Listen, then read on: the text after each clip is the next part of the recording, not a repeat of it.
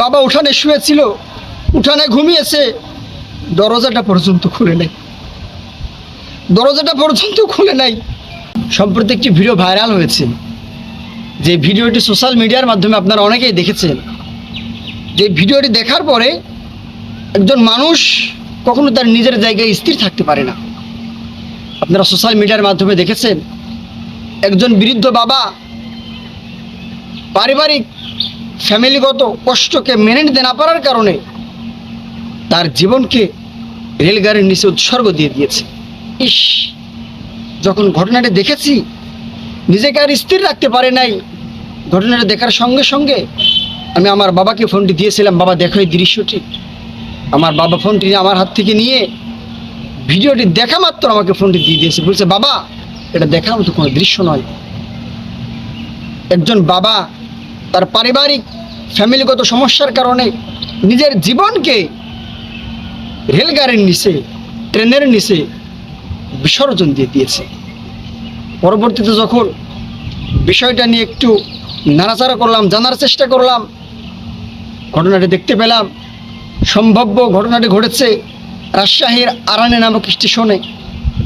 সেখানে একজন বাবা, ওই ফেসবুক আইডিতে দেখলাম ওই বাবার কিছু ব্যাক হিস্টোরিতে লেখা রয়েছে তার 2টি ছেলে এবং 2টি মেয়ে, 4 সন্তানের বাবা। ওই বৃদ্ধ বাবার 8 মাস পূর্বে তার স্ত্রী মারা গিয়েছে। 8 মাস পূর্বে তার স্ত্রী রবের টাকা সারা দিয়ে রবের কাছে চলে গিয়েছে। কিছুদিন তার ছেলে এবং মেয়ে উভয় মিলে বাবাকে চালিয়েছে, কিন্তু কয়েক মাস অতিবাহিত হতে না হতেই ওই বাবাকে তারা বাড়ি থেকে বের করে দিয়েছে। তারা বলছে আমরা আপনার খরচ আর বহন করতে পারবো না।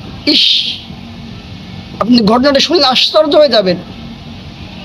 ওই বাবা তার এমনও সময় অতিবাহিত হয়েছে সারাটা রাত্র বাড়ির বাহিরে, যেটাকে উঠান বলি আমরা, এখানে অবস্থান করেছে। তার সন্তানেরা, তার পুত্রবধূরা রাত্রে বাসায় ঘুমিয়েছে, বাবা উঠানে শুয়েছিল, উঠানে ঘুমিয়েছে, দরজাটা পর্যন্ত খুলে নাই, দরজাটা পর্যন্ত খুলে নাই। এই দৃশ্য বাবা একাধিকবার এই অবস্থা মেনে নিয়েছে, কিন্তু যখন শেষ পর্যায়ে আর দৃশ্যটি, এই অবস্থাটি বাবা আর মেনে নিতে পারে নাই, তখন ওই বাবা যেদিন তিনি সুসাইড করেছেন, আত্মহত্যা করেছেন, সেদিন সকালে তার পুত্র